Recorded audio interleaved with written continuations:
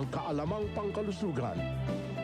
Ang pansit-pansitan o olasimang bato na may English name na peperomia ay isang maliit na halaman na tumutubo lamang ng 1 to 1.5 talampakan ng taas.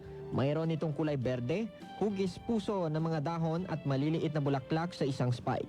Ang mga ito sa 69 leptospirosis cases na naitala sa kaparehong panahon noong nakaraang taon na obserbahan. dumasa sa mga hardin, sa mga dingding at maging sa mga bubong. Ang pansit-pansitan rin ay kilala bilang isang natural na halamang gamot na maaaring gamitin sa paggamot ng gout at iba pang uri ng arthritis. Ang gout o anumang uri ng arthritis ay isang kondisyon kung saan mayroong pamamaga ng mga kasukasuan. Kaya't pagdating sa paghahanda ng mga halamang gamot na ito, maaari itong kainin ng hilaw, gawing tsaa o bilang isang pantapal. Dahil madaling ihanda at marami nito sa buong bansa, ito ay isa sa mga pinakamahusay na halaman na mayroon sa pantry at hardin. Halim Abbas, NDBC, Bida Balita.